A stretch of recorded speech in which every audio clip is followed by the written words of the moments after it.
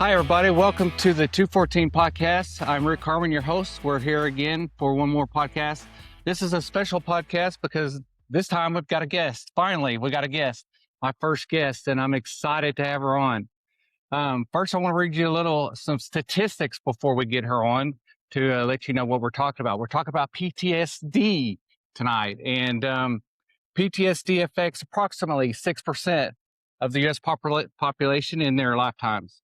Rates are significantly higher among women, 8%, and military, up to 20%. First responders, other highly impacted demographics include first responders, emergency personnel, refugees, survivors of domestic abuse, sexual violence, and severe physical trauma.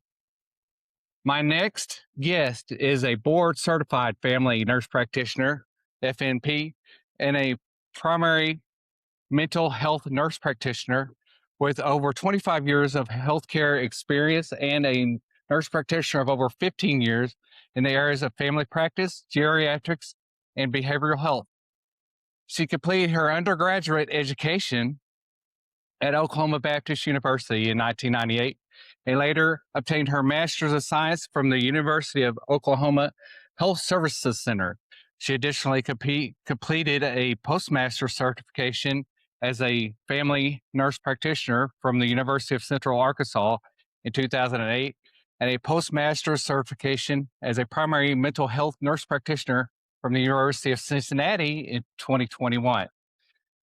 She was the chief nursing officer and executive for one of the biggest long-term care providers in New York City and the country. Most recently, she has worked as a psych NP and behavioral health clinical director. But her greatest achievement so far is being the first guest on the 214 podcast and marrying me. So let's welcome my wife and best friend, Julie Carman.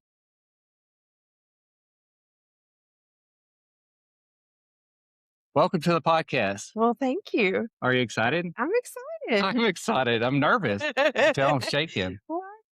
Because you're on. You're like a special guest. Oh my first guest of the podcast, and hopefully not the last time you'll be on after this. But we'll and see how the comments go. Yeah, how comments go. I'm a little nervous. I'm shaking because she's intimidating. You heard all those stats, right? She's got stats like she got more letters in her name than the alphabet. So, how are you? Are you glad to be here? Yeah, excited. Are you ready to talk about some PTSD? I guess we're ready to talk about it. Well, it's an important topic. Well, we're talking about PTSD because the 250th anniversary of the United States is coming up tomorrow, actually, and 4th of July. And so you deal with a lot of this during the 4th of July. Absolutely. I know that you've been on some news stations talking about this every year. I guess just to get it started, what I guess most people ask you to start with is probably what is PTSD? So that's always a good place to start. And PTSD stands for post-traumatic stress disorder. And it is a condition that is triggered by one or more traumatic events. Then after the traumatic event, you have a specific group of symptoms that last for at least 6 months following that event. And they may last longer and usually do last longer. But there's 4 main groups of symptoms that we talk about. But the ones that I feel like are most disruptive to people in their day-to-day lives are something we call intrusive symptoms. And those are things that intrude in your brain. You don't want them to happen. You're not trying to make them happen. No matter what you do, they happen anyway. The most common thing we see with that is nightmares.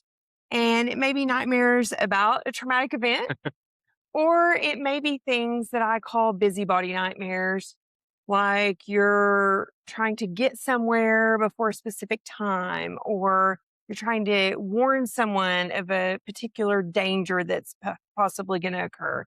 And you spend your night running, trying to get to this person to tell them that something's happening. Yeah, I know people that have had that. Yeah. So it's things where you're busy and active and basically impacts your rest.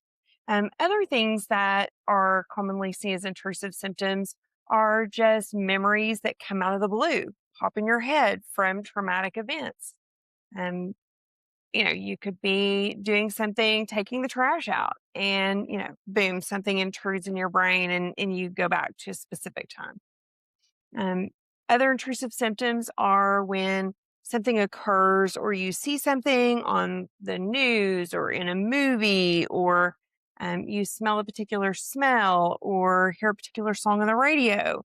All pretty benign things, but if it does kind of trigger a memory, it can really cause some problems. So, those are examples of intrusive symptoms. And other symptoms that we see that are problematic often are called reactivity symptoms. So, this is your reactions to those intrusive symptoms. One I see pretty often is something I call flash anger, which is where you go from like 0 to 60. You're not angry. And then it's like at the snap of a finger, all of a sudden, you're super angry. I used to say it's like lighting a match, but I guess people don't light matches anymore. They don't really know what that is. So, Did I have that flash anger when I got back from Iraq, you think? Or I think so. yeah, because I know I had anger issues that I dealt with a lot when we Mhm. first got married. Yeah. So I didn't know if, you know. And the particularly disruptive thing about this is that you have that and something happens and it's usually triggered by something. So something occurs or you have a memory or reminded of something or someone talks to you in a certain way. And then all of a sudden you go from 0 to 60 with your anger.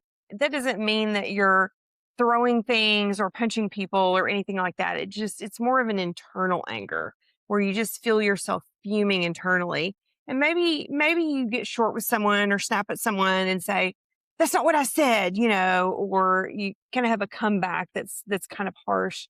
But then maybe 5 or 10 minutes down the road, you're like, "Why did I even get angry about that? That was really dumb. That wasn't even something to get angry about. It Yeah. was, something pretty meaningless. Like I dropped a pen on the ground and all of a sudden I'm enraged." And then you think later, like, why did I get mad? Everybody drops pins on the ground. That's really not anything to stress about. Um, Other things that we look at that are reactivity symptoms, difficulty going out in public and being in crowds. That's one I suffer with. And a lot of times you see kind of some really interesting behaviors come about, and those are usually specifically related to the trauma. Like, for example, when we go to eat at a restaurant and we Yeah. drive into the parking Yeah. lot, what happens? Well, and a lot of that is because, and like you said, related to the trauma. When we were in Iraq, we drove through towns with lots of crowds, lots of people. It's very dangerous and it's real scary. So for me, that was a traumatic experience because there were people climbing on our vehicles and stuff like that. When we were over there, it's- y- we basically parted the people with our vehicles, and so that was a traumatic experience. A lot of people were getting injured because that we had to knock people off our cars. So yeah, that's traumatic for me, especially going under bridges because people would stand on bridges and throw stuff down at you. So, yeah, I could see where that would be the case. Yeah. For other people, it could be if they were in a domestic violence situation, loud noises could be problematic for them. And even, really that could be a potential for anyone with PTSD. But, and then there's this other thing that we call hypervigilance. And I always say the English term for that is head on a swivel. So anytime you go somewhere, whenever you go somewhere and you're I should have away brought a from, list of stuff that I have. right?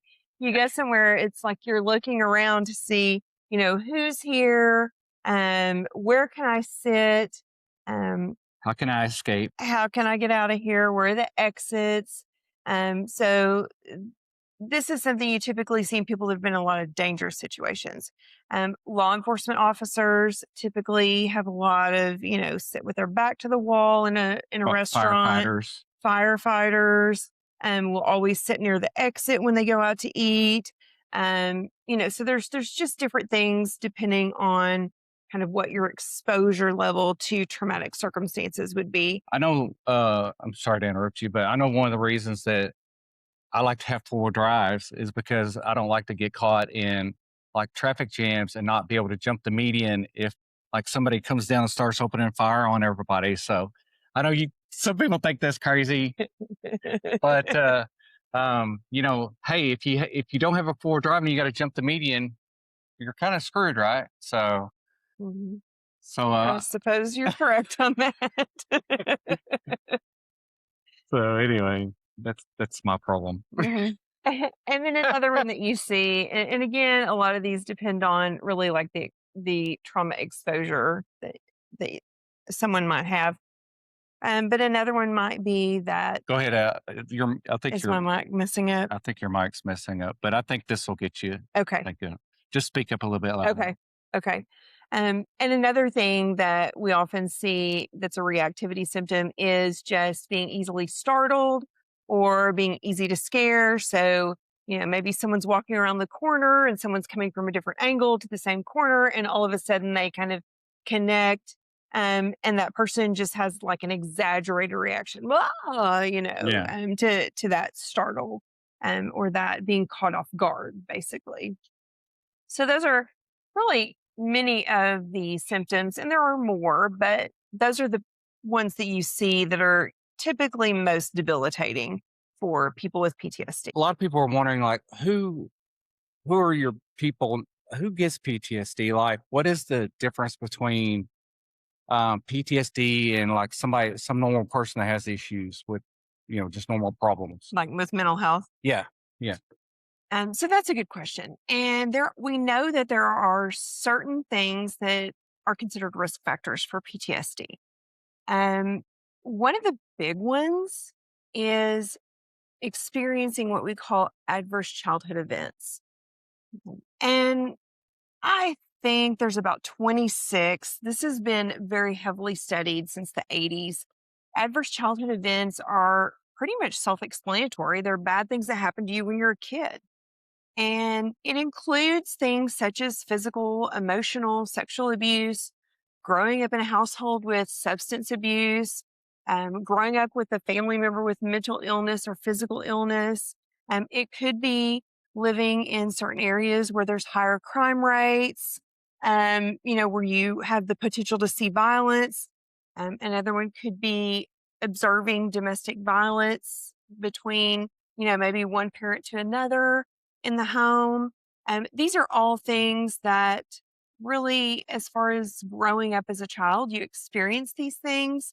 Another one is severe bullying. And that's something we don't see as much in today's society, hopefully. But, I know like as a child of the 70s and 80s, like you and I were, that was a pretty commonplace thing. But we do know approximately 64% of US adults report having at least one adverse childhood event.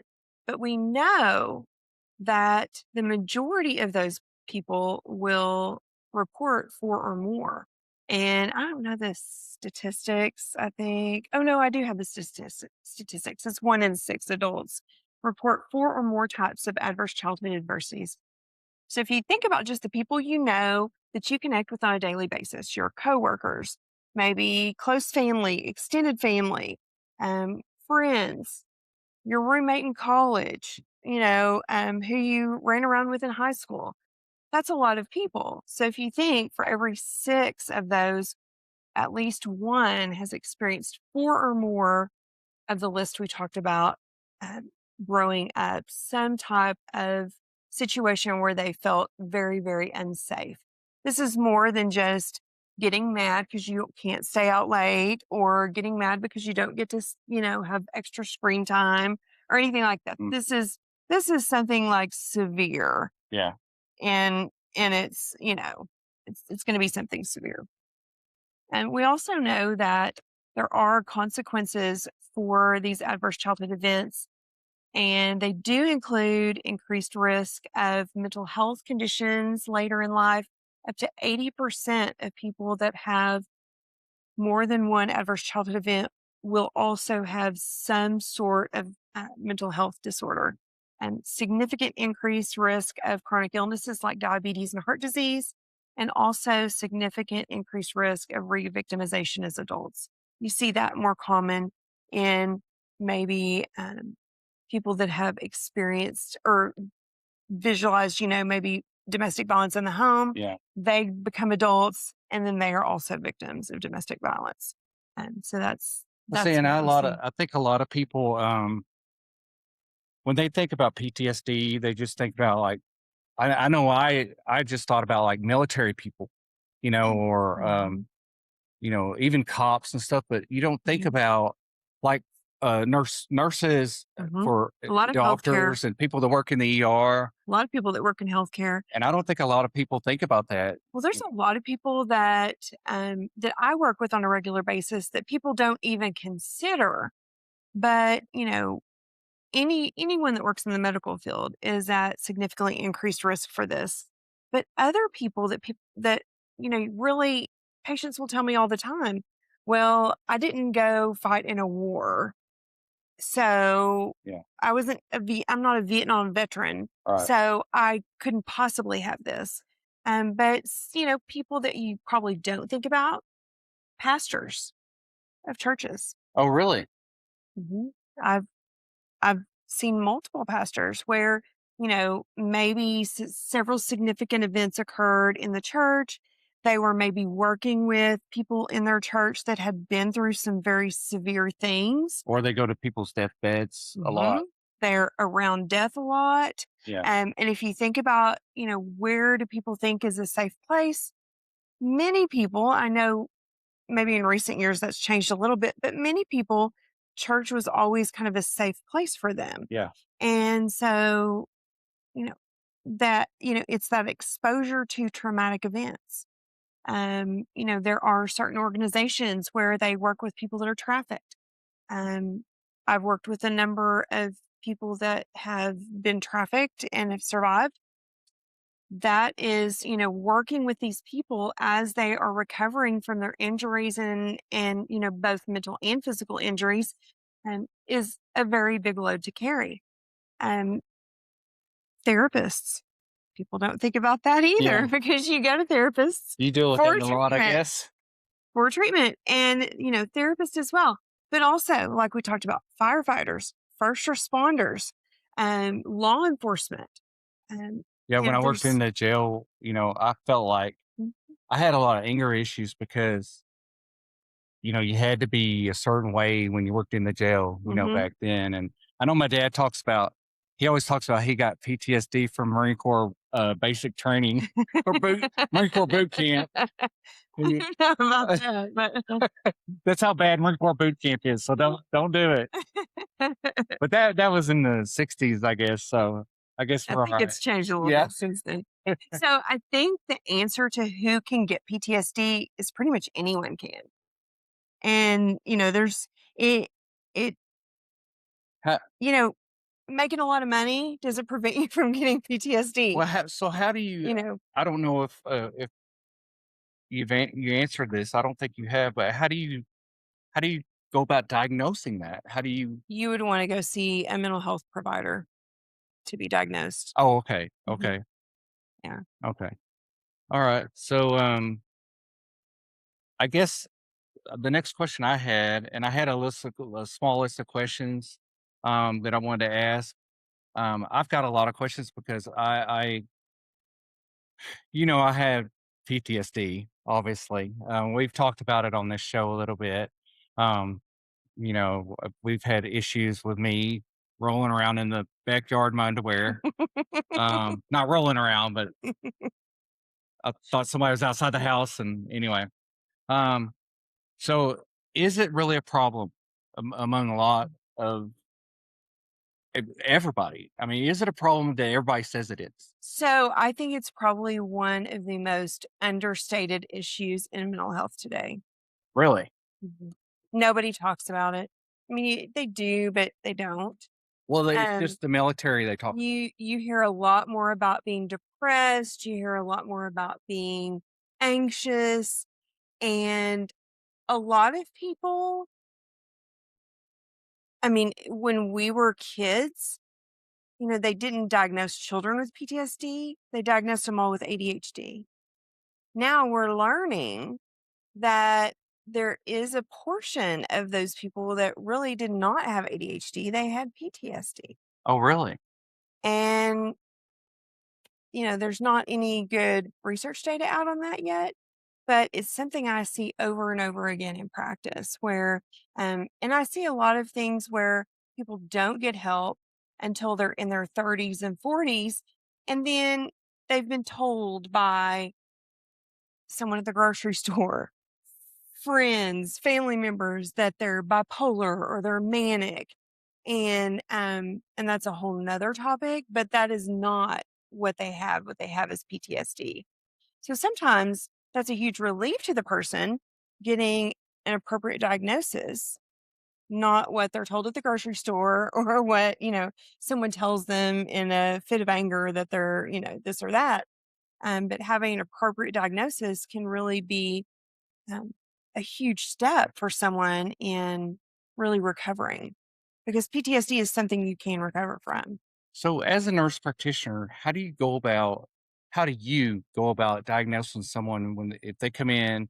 Like, if I came in to see you and I was like, I hadn't been to war, so I know I hadn't been to war, and I was just a normal person. Hmm. How do you, as a nurse practitioner, go about diagnosing these people? Well, I talk to him and I listen to him. No, It's about that easy. she must get all that out at work. Oh my goodness. Um, well, I think, there's a lot that goes along behind the scenes when you go to see a mental health provider. And I think some people have really good experiences and some people maybe not so good experiences. And it's really unfortunate when people don't have a great experience. And if you are out there and you've not had a positive experience, I encourage you to please get out and find someone else to help you because, you There are know, other people out there. don't let that one bad experience ruin it because there are a number of really excellent providers out there that can, really provide a lot of good information.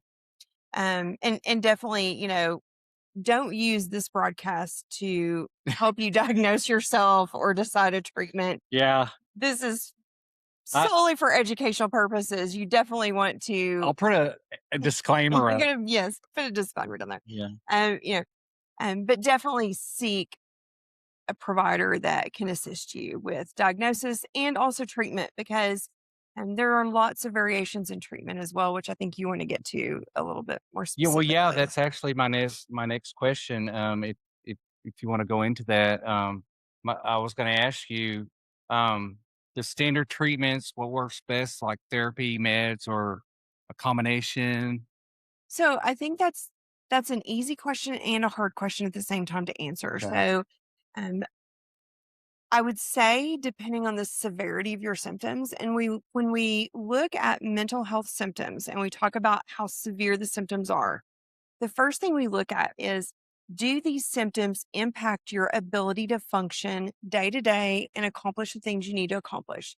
So are you able to work or are you missing 3 days a week or work? Hmm.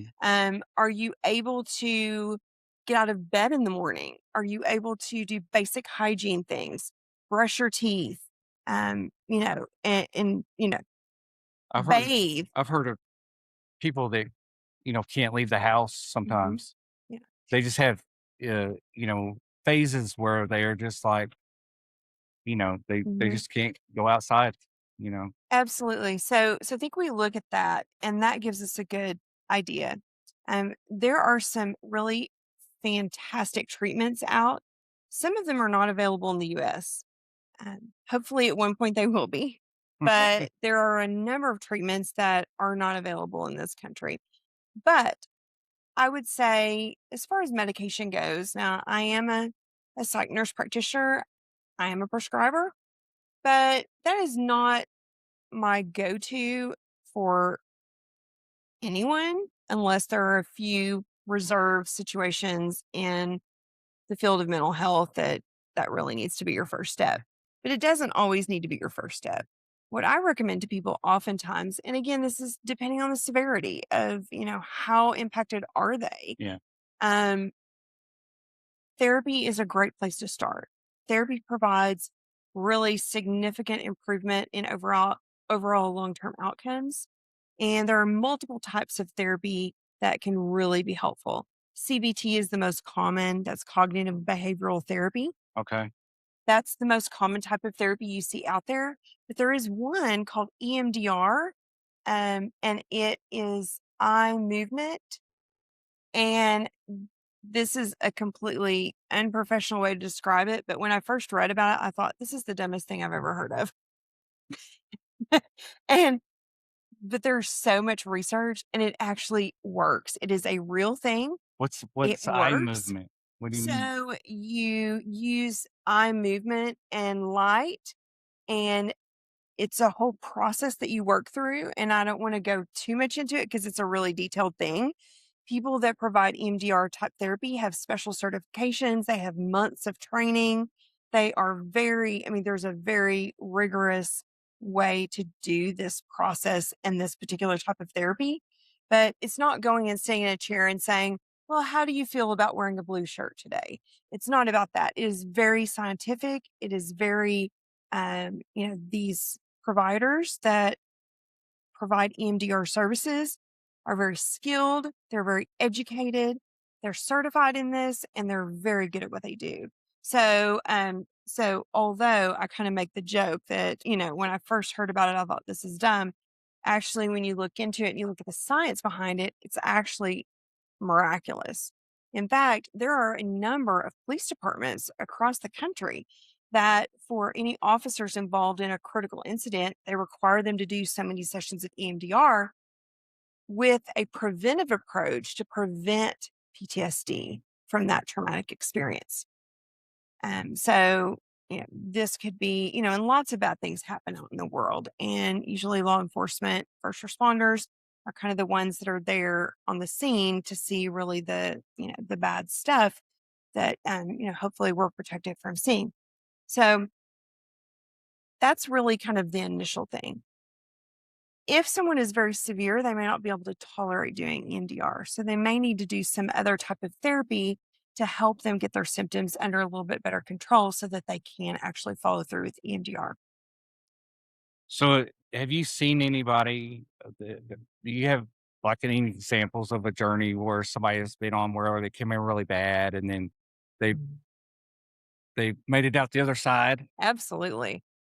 Absolutely. Many, many, many times. So Um, there is hope for if you're out absolutely. there and you're really suffering from PTSD and there is. Mhm. I mean, Absolutely. is it curable? Yeah, I I mean, mean, well, so to speak. so, I mean, it depends on your definition of a I cure. mean, is there hope for people that are? Mhm. I mean, I joke I have PTSD, but not compared to a lot of other people out there that are really suffer. I mean, it really affects their day to day. Mhm.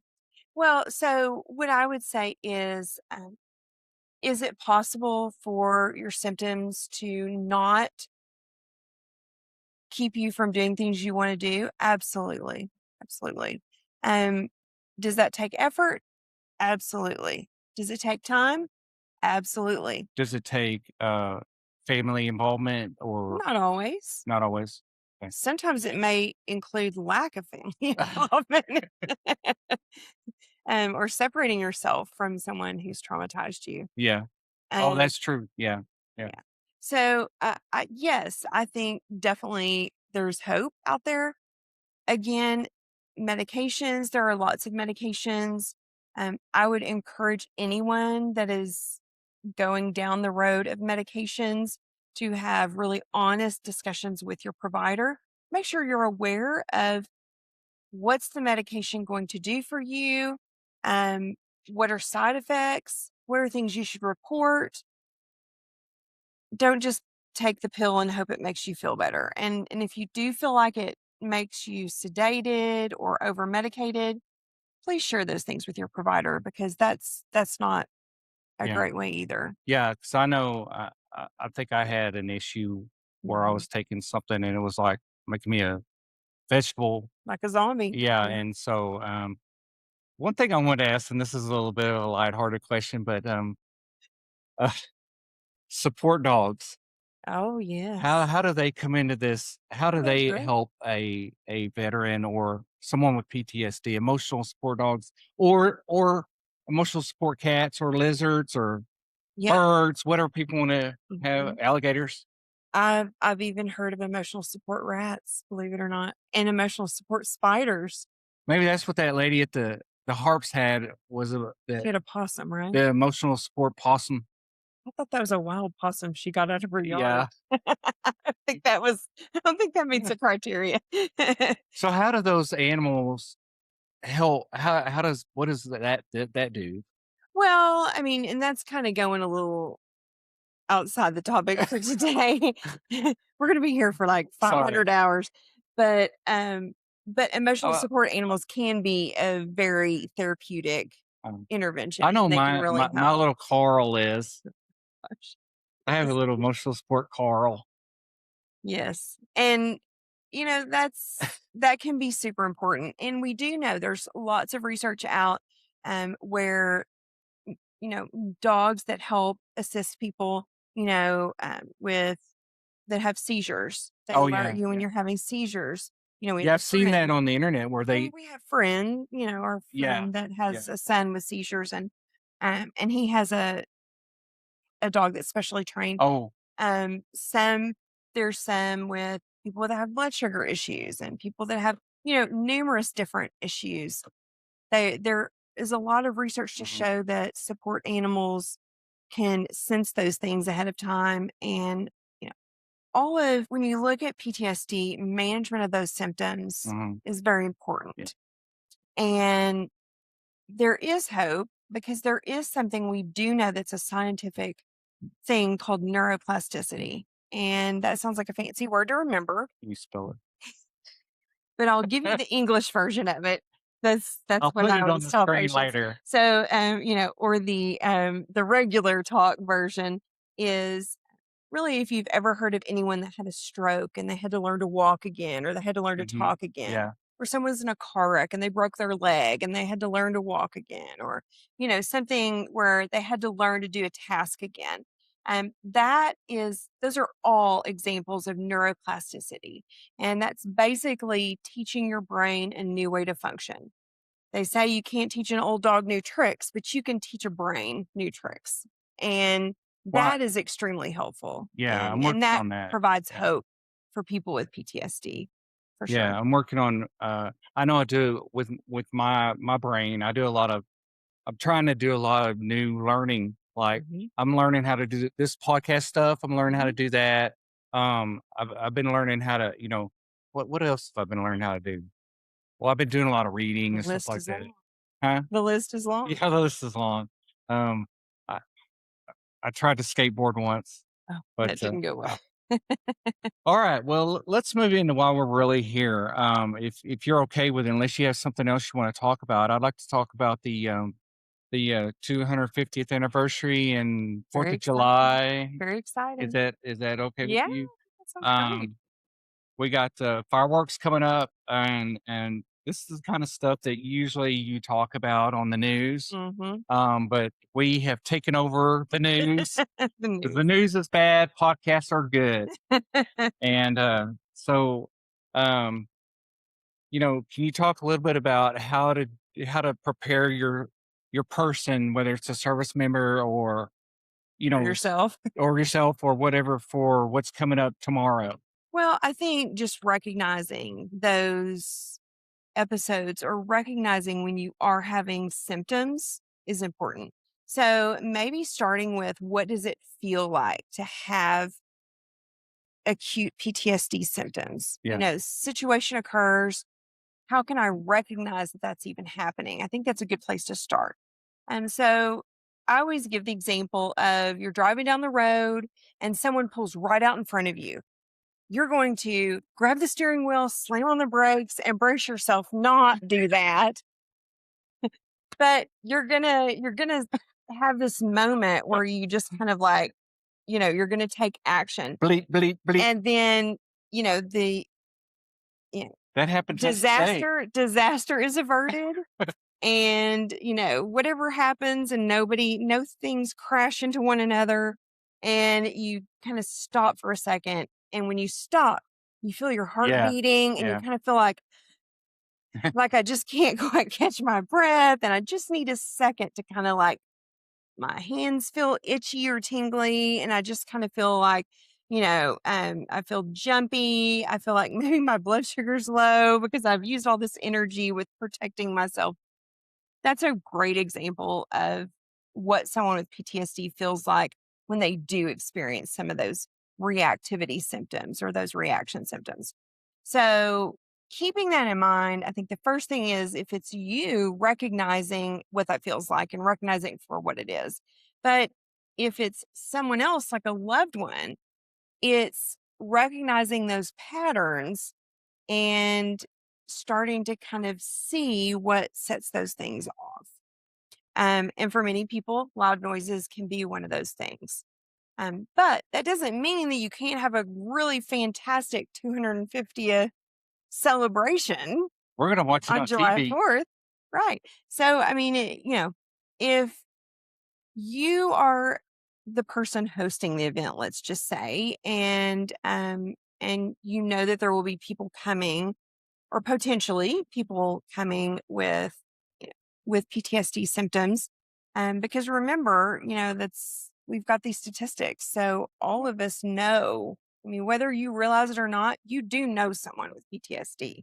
When most of our listeners or watchers or people watching this podcast are veterans and they have other friends that are veterans. I know I have a lot of veteran friends, family members like my parents or, stuff like that. So it's important that if you are going to have, let's say you're going to have a gathering and you're going to have fireworks. I think first of all, let your neighbors know, because oftentimes they may be staying home thinking that, oh, well, we're not going to have fireworks because the noise is a problem. But then the next door neighbor has a huge fireworks show. Yeah. And then their plan is ruined. So be sure and communicate with those that live near you. And you want to limit it to a time frame instead of having fireworks and then an hour later having some more and then just having it spread out through the night. You want to have a time period that you can tell people, we're going to have fireworks from this time to this time. Oftentimes people will say at sundown to, for 30 minutes or an hour or whatever it is, depending on, I guess, how much money you manage to scrape together, because fireworks can be pretty costly. They are expensive. That's why we don't buy any anymore. So you want to let people know in advance. You want to give them the options so they can plan. So that allows, if you limit to time, let the guests know in advance. And then that's going to allow people to know that they could come, stay for part of the event, and then leave. Or maybe they bring the noise canceling headphones with them and they know to put those on. There's also some great little earbuds that are noise canceling that they sell on Amazon. There's a million different ones. They range anywhere from $9 to I think like $100. Don't spend $100, buy the cheap ones. But so giving people time so that they can have a plan to still interact, because what you don't want to do is you don't want to isolate those people and make it so that they can't go anywhere. You want to give them a way to successfully attend events and socialize and interact. You can also consider alternatives like sparklers. I know that may sound silly, but sparklers can actually be kind of fun, Yeah, or scary. They can be scary. And then there are some alternatives that can maybe fall flat a little bit. So sometimes people do the laser light shows, but just remember, if you know anyone that's been in special forces, or anyone that's, laser lights, on that, come onto your body. Yeah, that could be a little. Typically don't go super well in that kind of a setting. I asked the seal about that. So I would limit that. Yeah. And then, you can also provide earplugs at your event. That's also a thing that you can do. And if, so there's lots of, and that's just a few things. I'm sure that all the Pinterest moms out there have way more suggestions. So you don't want to shoot ball rockets at directly at them. like what he did No. in the 80s, Yeah. the 90s. Yeah. Or what was it? The things that would do the pop and Oh, you black light them and throw black them. cats, Yeah. Don't do that either. like a hand grenade Oh my gosh. or a stick of dynamite. Yeah. Yeah. So, and I'm sure there's millions of others, and maybe the viewers can put comments up, and we could start like a Yeah. little library or Put something. a comment That would be fun. if you like black cats and No, dynamite. not that. Oh. If you know tips. Oh, if you have tips. Wrong direction there. Or put in the comments if you know a loved one that suffers with this, and if you had issues during the 4th of July celebrations, just put I have, or just something in the comments. So Or if you have a really creative way that you've helped someone Yeah. to still be able to celebrate, that would be beneficial for everyone Yeah. to know as well. Yeah, so put in the comments like, here's how we did it, and then it really helped my grandpa who was suffering or whatever, Yeah. Um, before you go on, I was want to ask you about any myths about PTSD, or any misconceptions about Mhm. PTSD that fly around out there that people think are like people are crazy. There's so many of them. I don't know where to even start Hey, with that. JT, go check on that issue, JT. Sorry, my producer's not, falling down. Oh, will you hand me my drink as you walk by? The turquoise. Here we go. Go see what all the issues are down there. So, okay, where were we? The myths. Myths. Well, I think one of the biggest myths I hear is that people think they're never going to get better. And that's just not true. See, and that's why I was asking earlier, because Mhm. I didn't know if you're stuck with it or Yeah. what. So Yeah. So I think I always tell patients, you didn't get this way overnight, so it's not going to reverse overnight. it's like fat. Pretty much. But and I always say that it's a turtle race, not a rabbit race. So if you're expecting rabbit kind of improvements, then you showed up at the wrong race. You need to have more of a turtle pace as far as your expectations on improvements. So if you have, this much improvement one day, and then you have this much improvement, and then you have this much improvement, you stack those together, and after a while, you got something you can work with. So, having a really realistic expectation on that, I think is a big myth. And, Okay. So, is there anything else that the audience needs to know about the 4th of July and just? yeah, I think for those out there that are dealing with PTSD and that do have symptoms of PTSD that can be really problematic for them, I do want to encourage you to find some way to celebrate. You definitely want to plan in advance, but there are lots of locations. I saw on my Facebook feed that popped up this week a list of firework free zones, Oh, and people are starting to really advertise that firework free celebrations for veterans, or for what? anyone with PTSD. Or for children or something? Uh-huh. For anyone with any type of, and as we see, kids with autism that are on the spectrum, or we see there's lots of different situations where people aren't able to tolerate fireworks Mhm. or loud celebrations or different things like that. So there are some really creative things out there that you can still attend and celebrate. You can still participate. um, if you can't think of a place, maybe you decide to host something yourself, which is hugely stepping outside of your comfort zone. But maybe you just have 2 or 3 people over. Yeah. Just get together, or maybe just one other person. Hey, you want to come over and watch some TV, or maybe you go out during the day and then come home and do something at home. If you do suffer from PTSD, talk with your neighbors about their plans and let them know. You don't have to give them all of the information. They don't need to know that you have nightmares, or they don't need to know all of those things. But just say, hey, I have some sensitivity to noise. And so, if you're going to be doing fireworks, can you maybe do it between this time and this time? And then you can be gone during those times.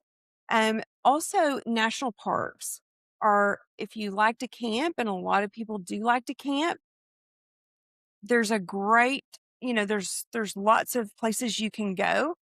National parks do not allow any type of loud celebration type things. So a lot of people will go camp at national parks during that time. And you typically run into like-minded people that have kind of been through similar things or been through stuff. And, it's not a contest to see who's been through worse trauma or who's had more things, because that really is not a thing. Trauma is trauma, no matter how you slice it. But be around people that have been through stuff, to get it and understand. Yeah. And you don't really have to explain any further. There he is. There's my sport animal. There he is. That's my sport animal. He's not being very sportive right now. No, he's running around. I wish I could have grabbed him out and showed him to the audience. There's your sport animal. Come here, girl. She wants to be shown. Here's a sport animal right here. She's a little wiry. Hey, come here. Come on. This is Julie's sport animal. Carl. Here you go, Julie. Come here. Light the bell. Oh, this is my sport animal right here. The famous Carl. Oh.